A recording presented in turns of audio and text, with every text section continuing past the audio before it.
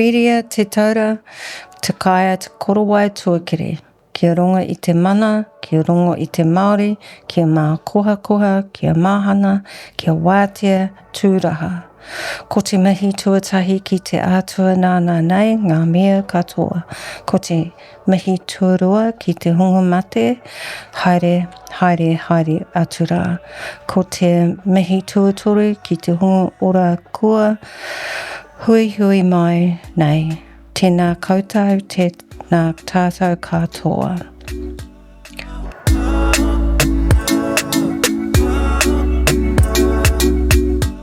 He kai hāpai hāpore ahu ki te tare ture hāpore o Papakura, ko Katene Peretini ahu. This morning we're going to talk about incorporated society. What is this incorporated society? What occurs if you're not incorporated? What is a constitution? And what must be included in a constitution? What is an incorporated society? An incorporated society is a membership-based, not-for-profit group with its own independent legal identity. By registering under the Act, the society becomes an incorporated body with a legal identity of its own, which is separate from the identity of its members. This means the society continues to exist as a legal entity called perpetual succession, even though its membership may change. It also means the society's members are not personally responsible for debts and other obligations that the society takes on. An incorporated society's management committee is in charge of the administration, management and control of the society. The Incorporated Societies Act 1908 previously set out the rules an incorporated society needed to follow, but under the new legislation introduced in 2022, all incorporated societies have to apply to re-register with the Registrar of Incorporated Societies by April 2026 if they want to continue to exist. If a society doesn't apply to re-register by April 2026, it will stop being an incorporated society, i.e. cease to exist. What happens if a society is not incorporated?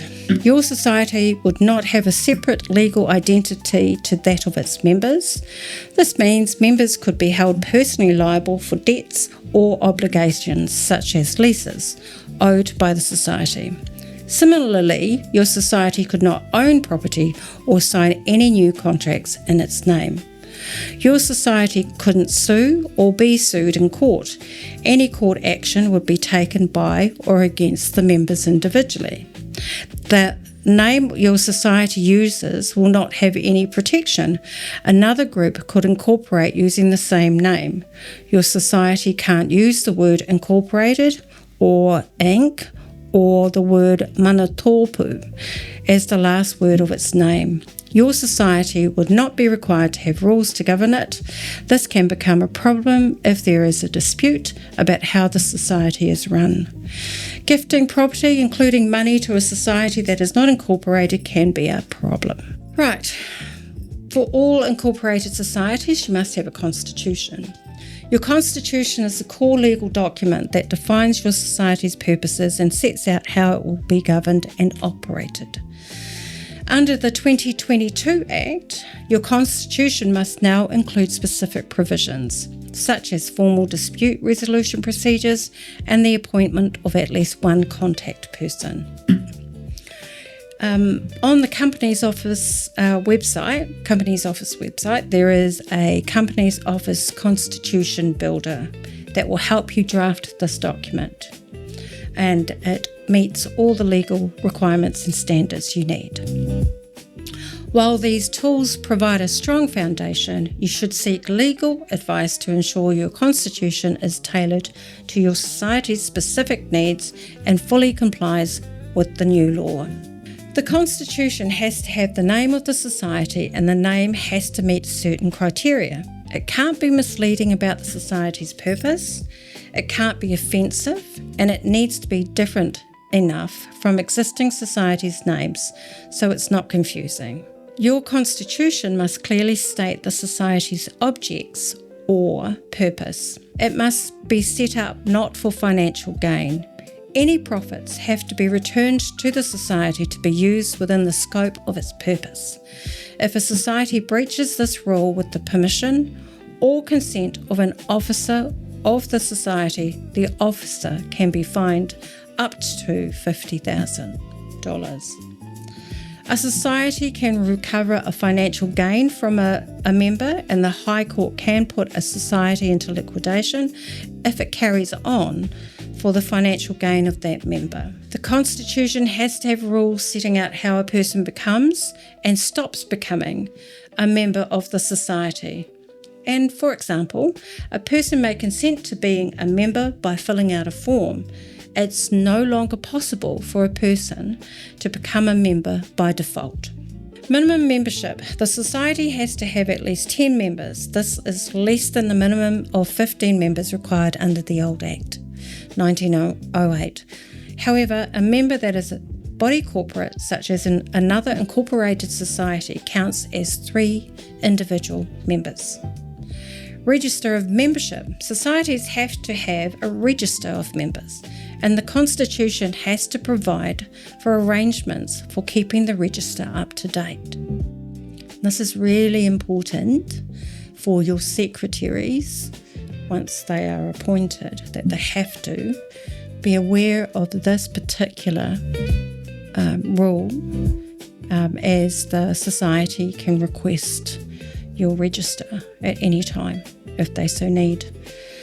The register must contain the name of each member, their last known contact details, the date on which each person became a member, and any other information the regulations will require.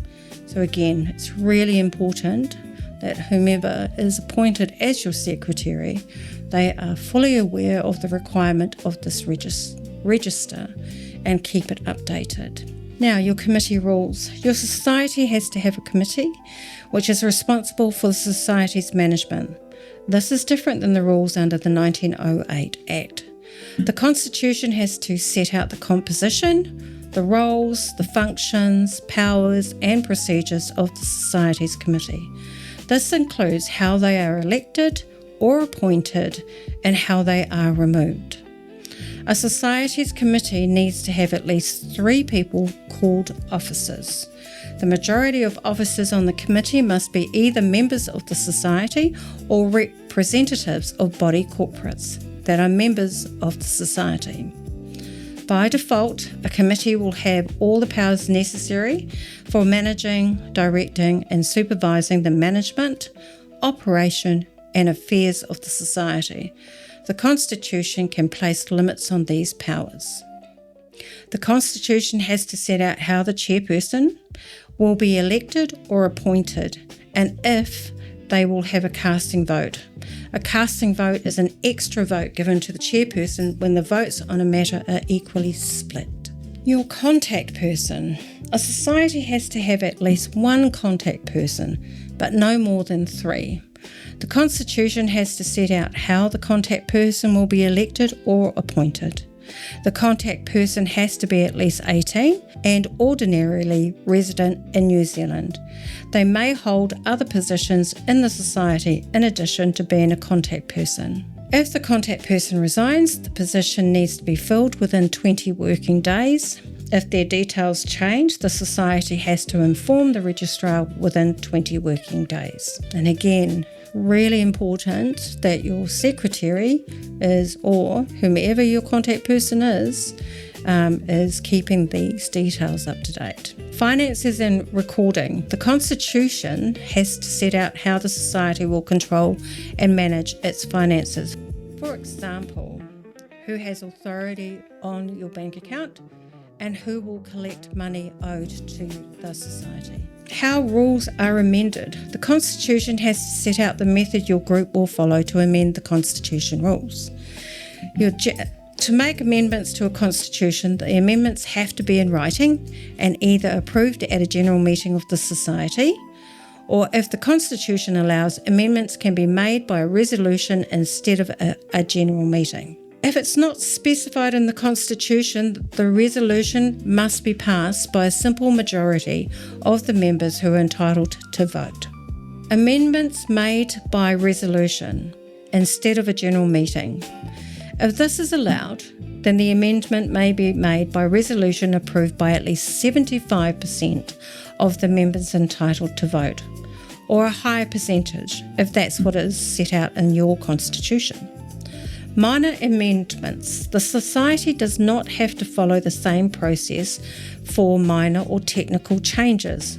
Instead, the amendment can be made by notifying every member of the amended text and informing them of the right to object, provided that no objection is received within 20 working days or any longer timeframes provided for in the Constitution. If a member objects, then the same procedure for all other amendments must be followed.